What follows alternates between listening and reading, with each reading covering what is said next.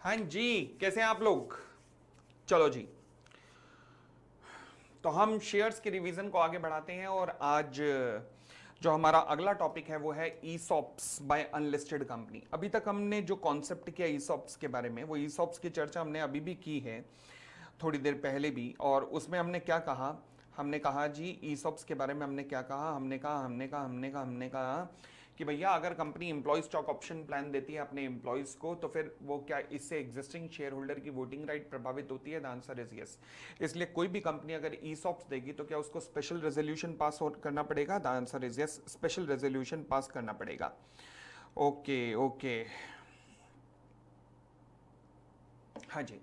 अब देखिएगा ईसॉप्स में ना कुछ स्पेशल स्टेप्स होते हैं।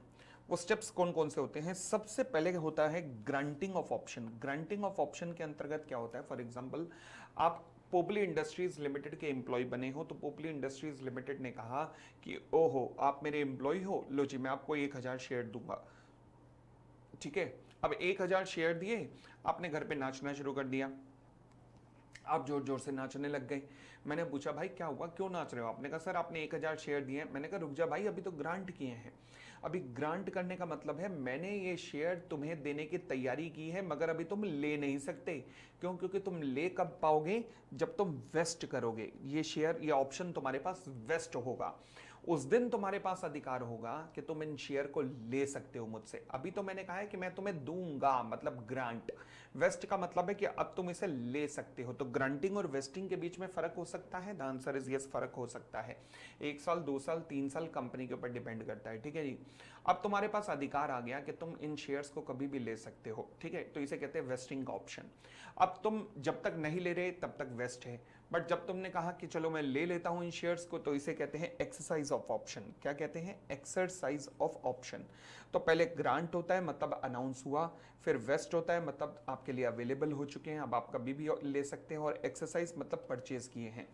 क्या एक्सरसाइज के बाद भी इसमें कुछ लॉक इन पीरियड आ सकता है? हाँ, कंपनी लॉक इन पीरियड उसके बाद भी लगा सकती है। ओके, तो अब समझिएगा, मैंने कहा जी ईसॉप्स क्या है। ईसॉप्स क्या है? जब शेयर होल्डर के द्वारा स्पेशल रेजोल्यूशन पास करके इसे अप्रूव किया जाएगा ना, तो इसे स्कीम को कहा जाता है ईसॉप्स। ठीक है, ये एम्प्लॉयज को मिलते हैं shares. The answer is yes, employees को मिलते हैं। अच्छा, सबसे बड़ी कंफ्यूजन ये रहती है कि सर स्वेट इक्विटी और ईसॉप्स में क्या फर्क होता है? देखो, स्वेट इक्विटी होता है किसी पार्टिकुलर एम्प्लॉय या पार्टिकुलर डायरेक्टर को मिलते हैं। क्यों? क्योंकि उसने कंपनी के लिए कोई विशेष काम किया है, लाइक कंपनी को उसने रिसर्च दिलवाई है, कंपनी को उसने कोई टेक्निकल नो हाउ वगैरह अवेलेबल करवाई है। पर जब मैं कहता हूं ईसॉप्स, तो ईसॉप्स नॉर्मली एक सर्टेन कैटेगरी के ऊपर के सभी के एम्प्लॉय को मिलते हैं, या फिर पहले जैसे इन्फोसिस हुआ करती थी या येस बैंक, वो सभी के सभी एम्प्लॉयज को दे दिया करते थे, तो इसे ईसॉप्स कहते हैं। ठीक है, यहाँ पे टेक्निकल नो हाउ से लेना देना नहीं है, जस्ट कंपनी की प्रॉफिटेबिलिटी अच्छी हुई है और कंपनी अपने एम्प्लॉयज को उस प्रॉफिटेबिलिटी में शेयर देना चाह रही है, बस इसके लिए ये कर दिए जाते हैं। बस इसी का यही गेम है। चले आगे बढ़ सकते हैं।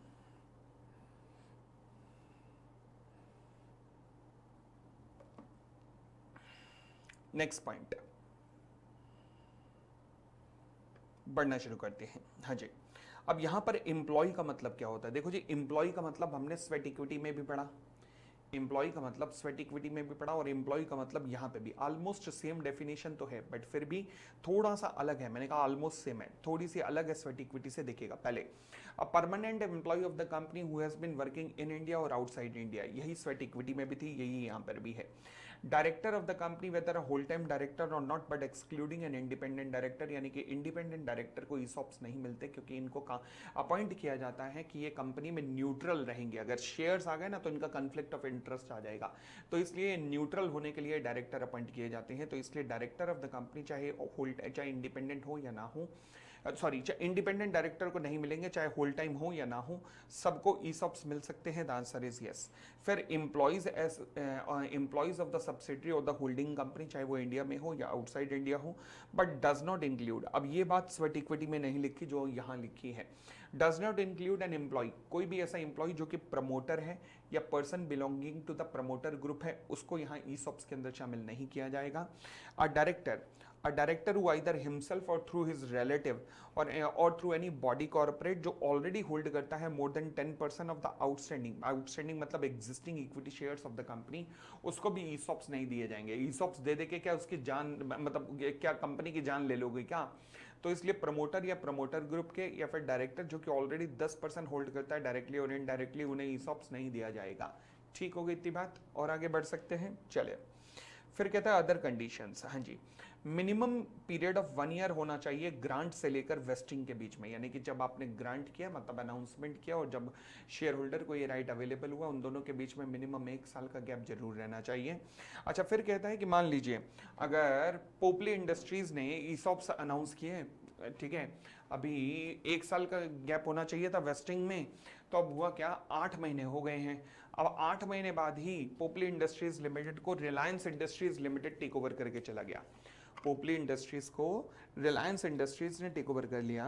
तो अब रिलायंस इंडस्ट्रीज जब टेक ओवर करेगी तो इन एम्प्लॉयज का क्या होगा, जिन्हें मैंने ईसॉप्स जो है वो ग्रांट किए थे। तो लॉ कहता है वो जो 8 महीने का वक्त था ना जो आपने पोपली इंडस्ट्रीज लिमिटेड के साथ में बिताया, वो 8 महीने भी कंसीडर किए जाएंगे और बाकी 4 महीने बाद अब उनको ऑप्शन मिल जाएगा वेस्ट करने का। अब रिलायंस के शेयर मिलेंगे उन्हें, ठीक है।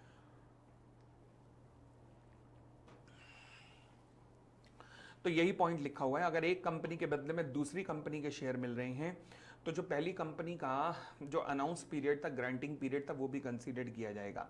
अच्छा, कंपनी इसके बाद एक्सरसाइज ऑफ ऑप्शन अगर कोई एम्प्लॉय कर देता है तो एक्सरसाइज ऑफ ऑप्शन के बाद भी company lock in period prescribe कर सकती है। द आंसर इज यस, बिल्कुल ठीक। अच्छा, ग्रांटिंग अगर होती है तो ग्रांटिंग का मतलब क्या है, क्या एम्प्लॉय को वोटिंग राइट मिलेगा? बिल्कुल नहीं। क्या एम्प्लॉय को डिविडेंड मिलेगा? नहीं भाई साहब, चाहे वोटिंग राइट हो, चाहे डिविडेंड हो, चाहे राइट हो, चाहे बोनस हो, वो केवल तब मिलते हैं जब एम्प्लॉइज इन शेयर का ऑप्शन एक्सरसाइज करता है। तो ऑप्शन एक्सरसाइज करने के बाद ही उसे राइट मिलते हैं, अदरवाइज ये सारे राइट उसे नहीं मिलते हैं। क्लियर हो गई इतनी बात? चले फिर कहता है ऑप्शन, जो ऑप्शन ग्रांट हुआ है किसी एम्प्लॉय को वो ट्रांसफरेबल नहीं है। हाँ, ऑप्शन अगर ऑप्शन एक्सरसाइज हो चुका है तो एक्सरसाइज होने के बाद आप शेयर ट्रांसफर कर सकते हो, बट ऑप्शन को कभी, ग्रांटेड ऑप्शन को कभी भी ट्रांसफर नहीं कर सकते।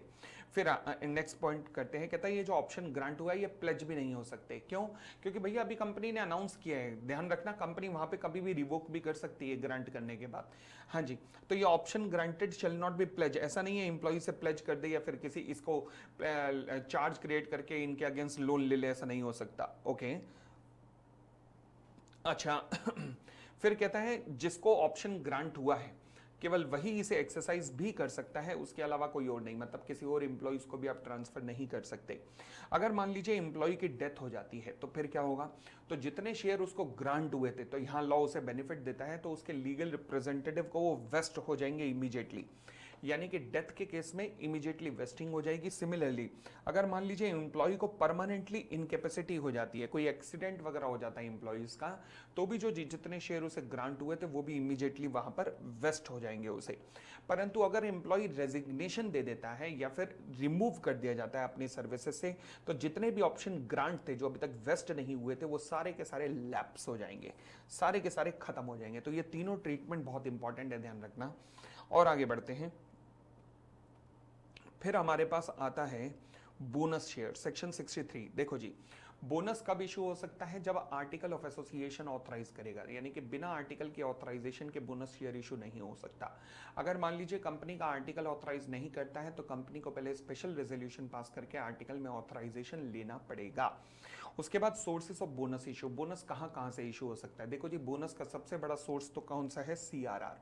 फिर उसके बाद सिक्योरिटी प्रीमियम से भी हो सकता है और प्रॉफिट एंड लॉस अकाउंट से भी हो सकता है। तीसरा, क्या अप्रूवल ऑफ शेयर होल्डर चाहिए? हाँ। कौन सी अप्रूवल चाहिए? साधारण वाली, यानी कि ऑर्डिनरी रेजोल्यूशन से काम चल जाएगा। क्यों? क्योंकि इसमें कोई शेयर होल्डर का इंटरेस्ट अफेक्ट तो हो नहीं रहा। अगली बात, अगर कंपनी लिस्टेड कंपनी है तो फिर सेबी की गाइडलाइंस बनी हुई हैं, जिन सेबी की गाइडलाइंस का भी पालन करना पड़ेगा आपको।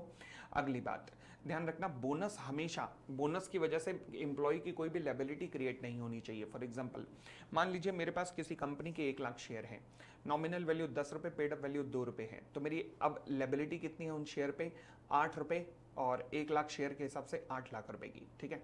कंपनी ने मुझे 1:1 का बोनस दे दिया। अब बोनस जैसे आपके पास एग्जिस्टिंग शेयर होते हैं ना, उसी बिल्कुल वैसे ही होते हैं। तो यानी कि अब जो 1 लाख नए शेयर्स मिले, उन पे भी नॉमिनल वैल्यू 10 होगी, उन पे भी पेड अप वैल्यू 2 रुपए होगी। तो रिमेनिंग अनपेड कितना रह गया? 8 रुपए। ठीक है जी। तो पहले मेरी लेबिलिटी थी 8 लाख रुपए, अब मेरी नई लेबिलिटी एक और 8 लाख रुपए की क्रिएट हो गई। कंपनी ने बोनस देके मुझे बर्बाद ही कर दिया। तो इसलिए लॉ कहता है बोनस के कारण ना कभी भी लेबिलिटी नहीं बढ़नी चाहिए मेंबर की। तो इसलिए बोनस हमेशा फुली पेड अप शेयर्स पे दिए जाएंगे, जहां पर मेंबर की कोई भी लेबिलिटी नहीं होती है। हमेशा फुली पेड अप शेयर्स पे ही बोनस दिए जाएंगे, कभी भी पार्टली पेड अप शेयर्स पे बोनस नहीं दिए जाएंगे। उसके अलावा भी कुछ और कंडीशंस हो सकती हैं। फॉर एग्जांपल, कंपनी ने कोई भी डिफॉल्ट ना किया हो फिक्स डिपॉजिट्स की पेमेंट करने में या फिर डिवेंचर्स वगैरह की पेमेंट करने में, कंपनी ने कोई भी इंप्लॉइज को डिफॉल्ट ना किया हो, चाहे उनका प्रोविडेंट फंड में कंट्रीब्यूशन है, ग्रेचुटी है, बोनस है, कोई भी ऐसा डिफॉल्ट ना हुआ हो। अगर मान लीजिए एक बार बोनस शेयर अनाउंस हो गए तो फिर आप उसको बाद में विड्रॉ नहीं कर सकते। एक बार अनाउंस हो गए तो हो गए, बाद में आप उसको विड्रॉ नहीं कर सकते। आगे बढ़ते हैं। Notice to be given to the registrar for the alteration of share capital. अब सवाल उठा ऑल्टरेशन ऑफ कैपिटल कब कब हो सकती है। देखो जी, एक सिनेरियो तो है सेक्शन 61 के अंदर जब ऑल्टरेशन ऑफ कैपिटल हो सकती है। अच्छा, एक और सिनेरियो सेक्शन 62 सबसेक्शन 4 में भी था, जब सेंट्रल गवर्नमेंट के ऑर्डर के जब गवर्नमेंट के ऑर्डर के कारण रिजल्ट ये हुआ कि ऑथराइज शेयर कैपिटल बढ़ानी पड़ रही है। याद आया? तो फिर सेक्शन 62 सबसेक्शन 4 में भी ऑल्टरेशन इन शेयर कैपिटल हो सकता है। सेक्शन 61 में तो डिफरेंट ग्राउंड दिए हुए हैं। उसके अलावा सेक्शन 55 कंपनी जब रिडम्पशन ऑफ प्रेफरेंस शेयर करती है तो भी क्या ऑल्टरेशन इन कैपिटल होती है? यस, क्योंकि कैपिटल क्लॉज में जो प्रेफरेंस शेयर कैपिटल है उसे रिमूव करना पड़ता है, क्योंकि वो हट रही है। अब तो वो कैपिटल है ही नहीं ना, तो इसलिए हटाना पड़ता है। तो इन तीनों केसेस में, इन तीनों सिनेरियो में जब जब कंपनी का ऑल्टरेशन इन कैपिटल क्लॉज होता है तो कंपनी को इंफॉर्मेशन देनी पड़ेगी रजिस्ट्रार को with in 30 days of such alteration कि देखो जी, देखो जी, देखो जी, हमने अपनी कैपिटल क्लॉज में ऑल्टरेशन कर दिया है, हमने अपनी कैपिटल में ऑल्टरेशन कर लिया है। अगर आपने ये जो नोटिस देना था रजिस्ट्रार को, अगर ये ना दिया तो क्या होगा? तो कहता है कंपनी और उसके ऑफिसर जो भी डिफॉल्ट पे हैं, they shall be liable for penalty of 500 rupees per day during which such default continue. Company के लिए मैक्सिमम पेनल्टी 5 लाख रुपए है और ऑफिसर इन डिफॉल्ट के लिए मैक्सिमम पेनल्टी कितनी है? 1 लाख रुपए। क्या ये पेनल्टी याद करनी है? कर लेना, ये वाली कर लेना। ठीक है, चले। फिर उसके बाद आता है हमारा एक बहुत टेक्निकल कॉन्सेप्ट जिसका नाम है रिडक्शन ऑफ शेयर कैपिटल। अब ये रिडक्शन ऑफ शेयर कैपिटल क्या कहता है? कहता है जी ऐसा है, अगर कंपनी तुम रिडक्शन ऑफ शेयर कैपिटल करना चाहते हो तो पहली बात तो तुम्हें स्पेशल रेजोल्यूशन पास करना पड़ेगा, और दूसरी बात, तुम रिडक्शन ऑफ कैपिटल केवल तभी कर सकते हो जब आज की डेट में कोई भी डिपॉजिट आपका एरियर में ना हो। यानी कि कोई भी डिपॉजिट या फिर उन पे interest payable thereon arrear में ना हो, केवल तभी तुम रिडक्शन ऑफ शेयर कैपिटल कर सकते हो। क्लियर हो गई इतनी बात? चलिए, तो रिडक्शन ऑफ कैपिटल कितनी सिनेरियो में हो सकता है? टोटल मिला के 3 सिनेरियो हैं जब रिडक्शन ऑफ शेयर कैपिटल हो सकता है। पहला सिनेरियो कौन सा है? पहला, कंपनी के पास पेड अप शेयर कैपिटल आई हुई है। अच्छा, रिडक्शन ऑफ कैपिटल और कैंसलेशन ऑफ शेयर कैपिटल जो सेक्शन 61 में किया था, उन दोनों में फर्क क्या है? देखो, कैंसलेशन के अंदर ना पब्लिक ने जो अनसब्सक्राइब किया, मतलब जो शेयर सब्सक्राइब नहीं किए, तुम वो अनसब्सक्राइब शेयर्स कैपिटल को कैंसिल करने जा रहे हो। इसे कहते हैं cancellation of the unsubscribe share capital. ठीक है जी, ये ज्यादा सीरियस नहीं है क्योंकि ऑथराइज शेयर कैपिटल कम हो रही है, मेरे लिए ज्यादा सीरियस नहीं है। परंतु फिर आता है क्या?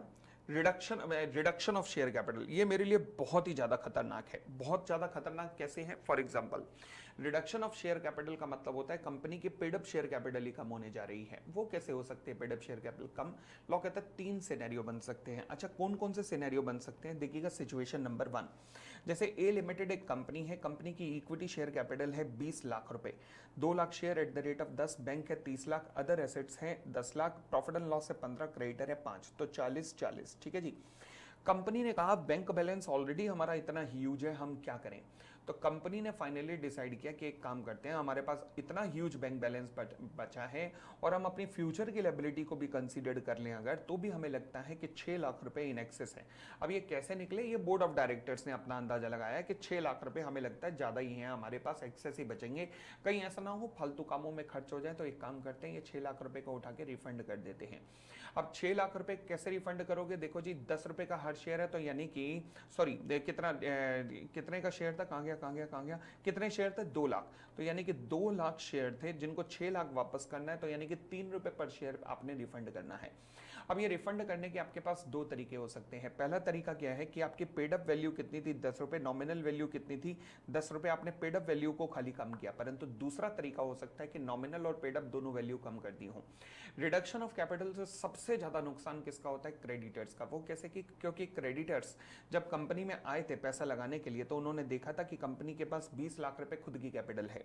आज कंपनी ने क्या किया, कि जैसे ही क्रेडिटर ने पैसा लगाया, कंपनी ने अपनी कैपिटल विड्रॉ कर ली, तो ये उनके साथ धोखा हुआ ना। यस। तो इसलिए लॉ मेकर्स ने क्या लिखा है कि कंपनी जब भी रिडक्शन ऑफ शेयर कैपिटल करना चाहती है तो पहले किसकी अप्रूवल लेनी पड़ती है, कंपनी को क्रेडिटर्स की अप्रूवल लेनी पड़ती है। और अगर क्रेडिटर की अप्रूवल ले भी ली तो कंपनी को फिर सेकेंड अप्रूवल लेनी पड़ती है, किसकी, ट्राइब्यूनल की। ओके, यानी कि जबरदस्त अप्रूवलें चाहिए। तो रियल लाइफ में अगर आप देखेंगे कि रिडक्शन ऑफ कैपिटल होता ही नहीं है। थियोरिटिकल लाइफ में लिखा हुआ है, अच्छी बात है। रियल लाइफ में 1000 में से किसी एक केस में होता है, जिसे हम इंटरनल रिकंस्ट्रक्शन का नाम देते हैं, जो कि सिचुएशन नंबर 3 में मेरी आएगा। ठीक है जी, चलिए। अब हुआ क्या कि मान लीजिए आपने 3 रुपए पर शेयर वापस करना है। 2 तरीके हो सकते हैं, एक तो पेड अप वैल्यू कम करो खाली, और दूसरा पेड अप और नॉमिनल दोनों कम करो। देखो, क्रेडिटर को यहां पर केस नंबर 1 में एक सांत्वना है। वो क्या कि चलो पेड अप वैल्यू कम हुई है तो दोबारा से वापस आ जाएगी, कॉल मंगा ली जाएगी। बट केस नंबर 2 में तो वो सांत्वना भी नहीं है। क्यों? क्योंकि अब तो पेड अप वैल्यू और नॉमिनल वैल्यू 7 रुपए हो गए, तो यानी कि अब शेयर फुली पेड अप हो गए हैं, यानी कि अब मेंबर से दोबारा मंगाया ही नहीं जाएगा। तो इसे कहा जाता है मेंबर की लायबिलिटी को परमानेंट खत्म कर देना, या फिर extinguishment of liability. Extinguishment of liability ये क्रेडिटर के लिए बहुत डेंजरस है, बहुत खतरनाक है ये तो। ठीक है जी, चले। पहली वाली भी खतरनाक है, बट दूसरी तो अत्यंत खतरनाक है। सिचुएशन नंबर 2 क्या बनती है कि मान लीजिए कंपनी की इक्विटी शेयर कैपिटल 16 लाख है, 2 लाख शेयर है, 10 रुपए का हर एक शेयर, परंतु 8 रुपए की पेड अप वैल्यू है। 4 लाख रुपए की पेड अप कैपिटल कंपनी के पास अभी नहीं है, मतलब 4 लाख रुपए अभी आने हैं। ओके, परंतु बोर्ड ऑफ डायरेक्टर ने डिसाइड किया कि छोड़ना यार, अब क्या पैसे मंगाएंगे, छोड़, हम मंगाते ही नहीं। यानी कि पेड अप वैल्यू 8 रुपए थी, नॉमिनल वैल्यू 10 रुपए, अब नॉमिनल वैल्यू को भी 10 - 2 = 8 कर दिया गया है। तो क्या क्रेडिटर का नुकसान है? यस। क्रेडिटर जब कंपनी में आए तो उन्होंने देखा कि 16 लाख रुपए आ चुके हैं और 2 रुपए के हिसाब से कॉल, मतलब 4 लाख रुपए और आने हैं। परंतु आज उनके आने के बाद तुमने अपनी paid up capital unpaid portion को कह दिया कि हम कभी मंगाएंगे ही नहीं। तो क्या क्रेडिटर के साथ धोखेबाजी है? Yes. This is also called as extinguishment of capital. क्या कहा जाता है इसे? एक्सटिंग्विशमेंट ऑफ कैपिटल कहा जाता है। अब आती है सिचुएशन नंबर 3, मैंने कहा जो ओनली पॉसिबल कंडीशन है जहां पर रिडक्शन ऑफ कैपिटल हो सकता है। वो क्या? फॉर एग्जांपल 15-16 और 15-16। अब हुआ क्या? 15-16 ईयर 15-16 के अंदर कंपनी की इक्विटी शेयर कैपिटल थी 20, क्रेडिटर थे 80, अदर एसेट्स थे 82, प्रॉफिट एंड लॉस थे 18। अब इक्विटी शेयर कैपिटल कंपनी ने क्या की, प्रॉफिट एंड लॉस को इक्विटी शेयर कैपिटल में माइनस कर दिया, तो इक्विटी शेयर कैपिटल बची 2, क्रेडिटर बचे 80, अदर एसेट्स बचे 82। ठीक है जी, चलिए। अब मुझे बताइए कि क्या इस तरीके का, यानी कि एक चेंज इन प्रेजेंटेशन कंपनी ने किया है। क्या किया है? Change in presentation. अच्छा, अगर ये प्रेजेंटेशन चेंज करने से क्या कोई इंपैक्ट डलेगा क्या? क्या एज अ क्रेडिटर, अगर आप मान लीजिए कंपनी के क्रेडिटर हैं, तो मुझे बताइए क्या आपके ऊपर कोई इंपैक्ट डला क्या?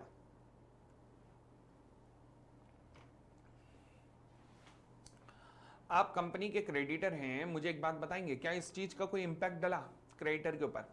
नजर तो नहीं आ रहा। क्यों? क्योंकि पहले डेट इक्विटी रेशियो थी 40:1, अब भी डेट इक्विटी रेशियो है कितनी? 40:1। तो पहले भी डेट इक्विटी रेशियो 40:1 थी, अब भी डेट इक्विटी रेशियो 40:1 है, तो प्रभाव डला कहां? कहीं भी नहीं डला। ओके, मगर प्रभाव डलेगा तो सही अगर अगले साल देखोगे। अगले साल कैसे हुआ? अगले साल मैं मान के चल रहा हूं कि मान लीजिए प्रॉफिट हुआ 20 लाख रुपए का 16-17 में, तो रिजल्ट क्या हुआ? अब पुराने वाले प्रेजेंटेशन के अंदर इक्विटी शेयर कैपिटल 20 थी, प्रॉफिट एंड लॉस 20 - 18 = 2 हो गया। अदर एसेट्स अब 102, क्योंकि प्रॉफिट एंड लॉस में अगर 20 लाख जुड़े हैं तो एसेट साइड पर भी डबल एंट्री है, तो वहां पे भी 20 लाख जुड़े होंगे, तो अदर एसेट्स 102। ठीक है जी। अगर मैं यहां आपसे कहूं कि मैक्सिमम डिविडेंड कितना बढ़ सकता है, तो आप क्या कहेंगे? मैक्सिमम डिविडेंड जो बढ़ सकता है वो कितना है? 2 लाख। क्यों? क्योंकि इतना ही बढ़ सकता है बस जितना बड़ा होगा। और अगर ये डिविडेंड बढ़ गया तो फिर उसके बाद डेट इक्विटी रेशियो कितनी रहेगी? डेट है कंपनी के, डेट कितने हैं? डेट हैं ओहो, यहाँ पे अदर लायबिलिटी तो रह गया, क्रेडिटर्स 80। हाँ जी, तो डेट आपके हैं 80 और इक्विटी कितनी है? 20, तो यानी कि 4:1।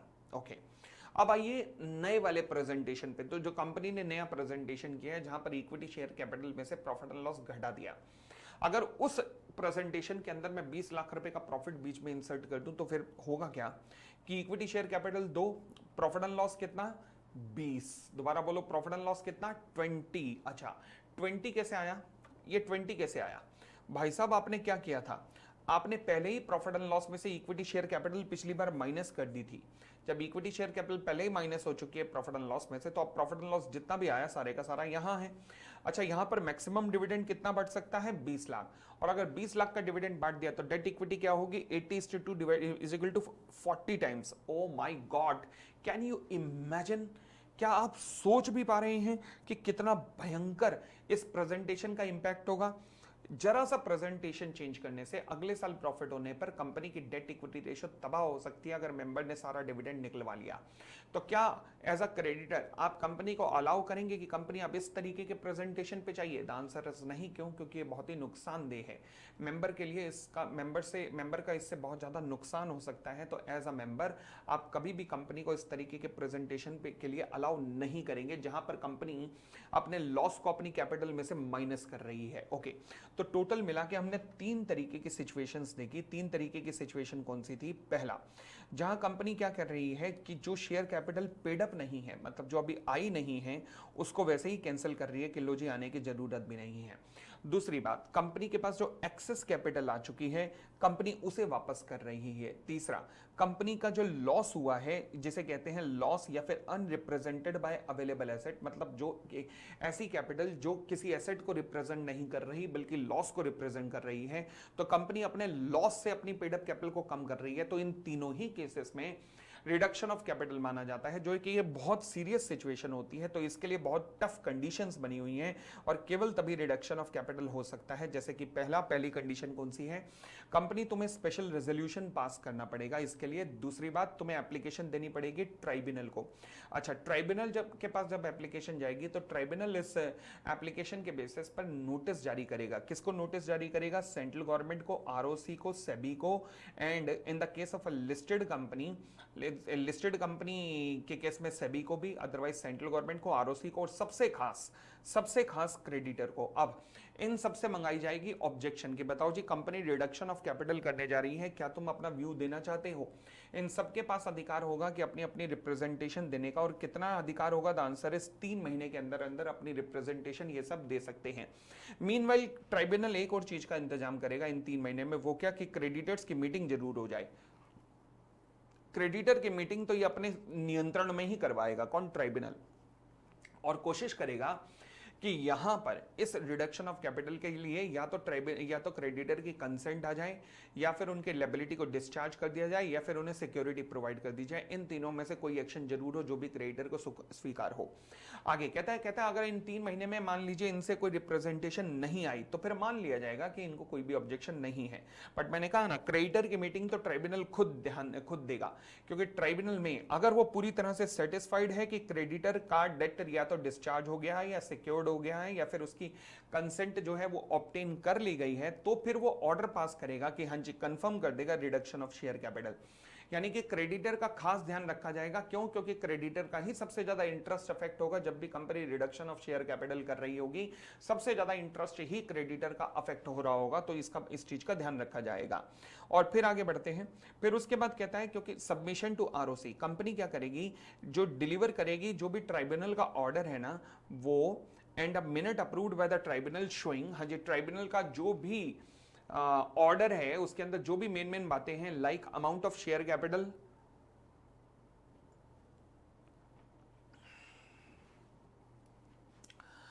कितने शेयर्स में उसे डिवाइड किया गया, मतलब इतने share at the rate of this is equal to इतना, amount of each shares, and the amount if any at the date of registration deem to be paid up.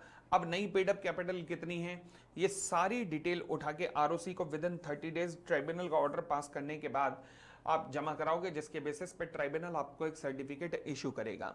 Objection by the creditor, हाँ जी, ये point समझने वाला है। कहता है जी अगर मान लीजिए जब आप क्रेडिटर की लिस्ट को सेटल कर रहे थे तो उसमें कोई एक क्रेडिटर ऐसा था जो उस लिस्ट में नहीं आ पाया और वो अपनी गलती से नहीं आ पाया, अच्छा, अपनी गलती से नहीं आ पाया तो फिर अब क्या करें? लॉ कहता कोई दिक्कत नहीं, डेट तो परफेक्ट है ना, उसका डेट तो ड्यू है ही है, तो कंपनी आपको उस डेट को पे करना ही पड़ेगा, क्रेडिटर को पे करना ही पड़ेगा। परंतु अगर कंपनी ने ना पे किया, यानी कि दूसरे शब्दों में कंपनी ने कर दिया डिफॉल्ट, तो ये जो डिफॉल्ट है ये माना जाता है default under section 6 of the insolvency and bankruptcy code, और अब कंपनी को वो क्रेडिटर इंसॉल्वेंसी में ले जा सकता है, ध्यान रखना। तो इसके लिए अब कंपनी तुम्हें क्या करना पड़ेगा, अगर तो तुम वाइंडिंग अप में हो या फिर अगर कंपनी वाइंडिंग अप में नहीं हो, अगर तो तुम वाइंडिंग अप में हो या वाइंडिंग अप में नहीं हो, company not in winding up, not in winding up, तो अगर तुम वाइंडिंग अप में नहीं हो कंपनी, तो फिर अगर कोई भी मेंबर जिससे तुम्हारे को ड्यू अमाउंट है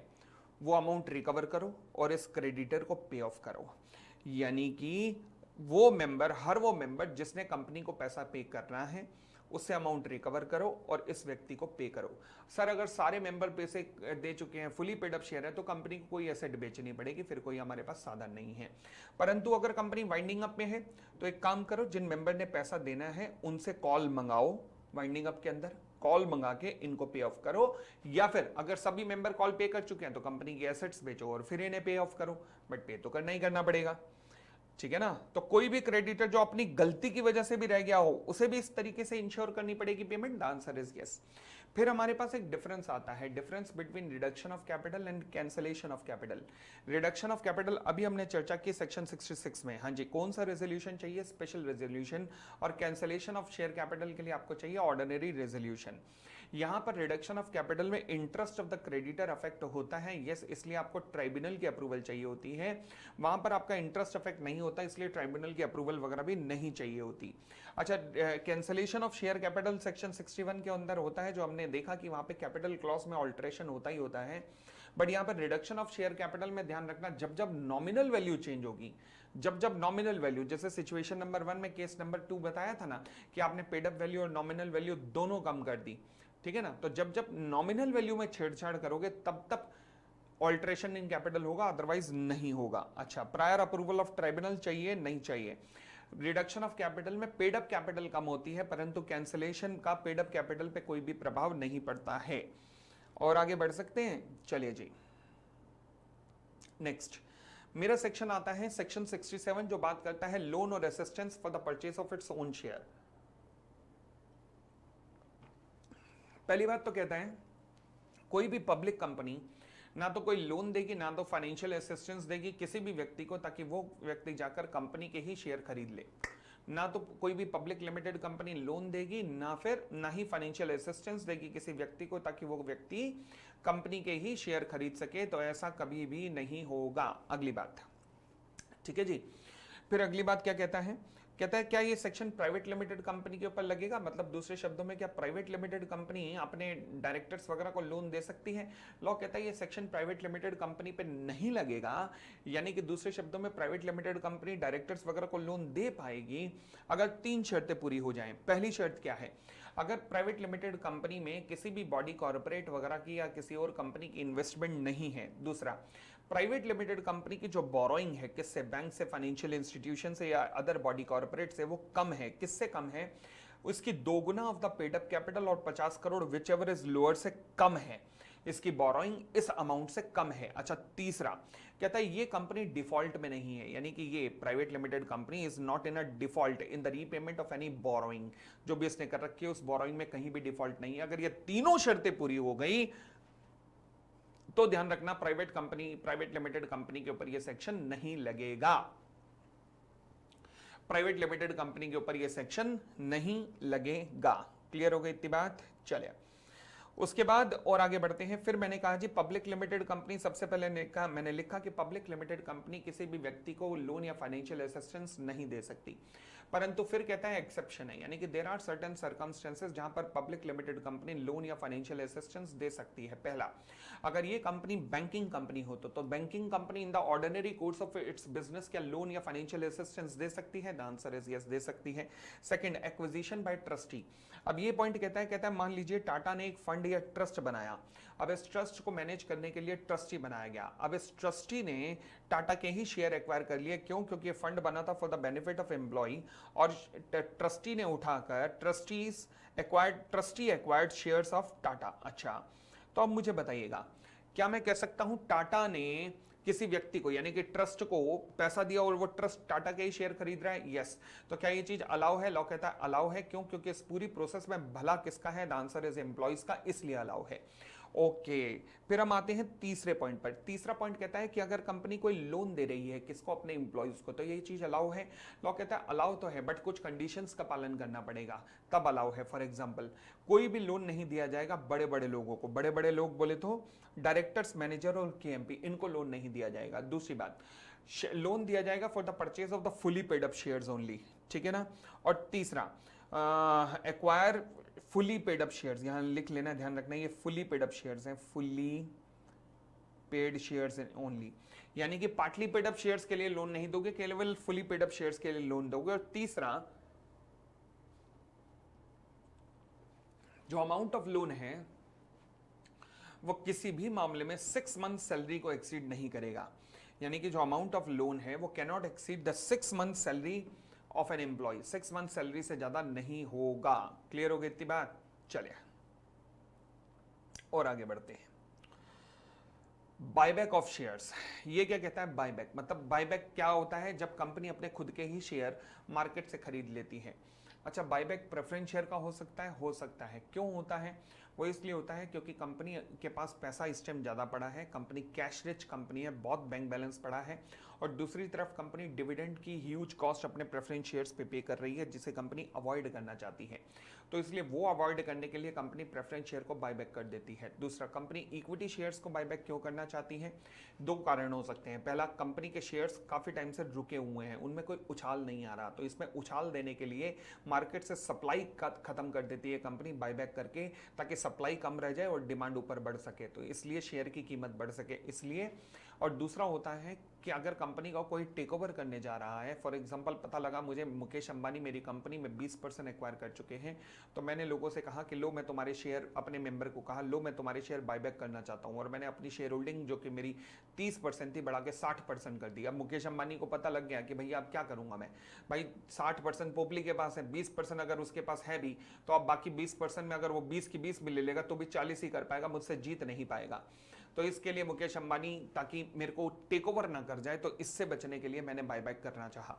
ठीक है जी। तो बायबैक से रिलेटेड कुछ कंडीशंस होती हैं। कंडीशन क्या है? पहला, बायबैक क्या बोर्ड ऑफ डायरेक्टर्स भी कर सकते हैं? हाँ, एक लिमिट होती है। वो लिमिट क्या है? 10% of the paid up equity share capital plus free reserve. अच्छा, इस सेक्शन में, इस पूरे सेक्शन में फ्री रिजर्व में सिक्योरिटी प्रीमियम भी इंक्लूड होता है, ध्यान रखना।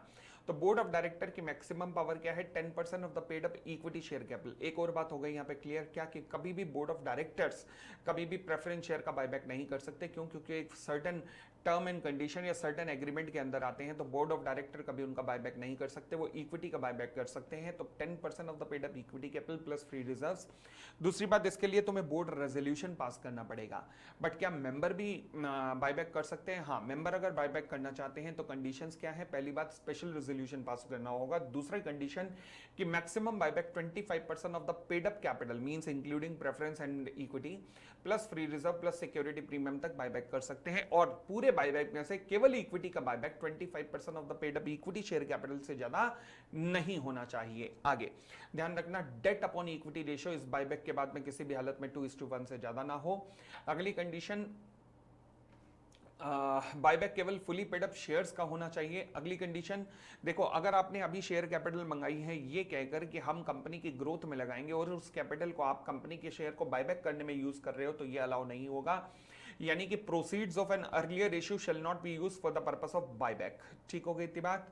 चलिए, अगर मान लीजिए ये बता के लाते हो आप कि हाँ जी हम बायबैक के लिए पैसा मंगा रहे हैं, तो ठीक है। तो इसलिए सोर्सेस में भी लिखा हुआ है क्या फ्रेश प्रोसीड्स हो सकती है बायबैक के लिए? यस, क्योंकि अगर आप बता के लाए हो तो मुझे कोई दिक्कत नहीं है, क्योंकि बता के लाए हो। अच्छा, दूसरा, और बताइए, सिक्योरिटी प्रीमियम से भी बायबैक हो सकता है? यस। तीसरा, जो अमाउंट सीआरआर में ट्रांसफर किया था वहां से भी बायबैक हो सकता है? द आंसर इज यस, वहां से भी बायबैक हो सकता है।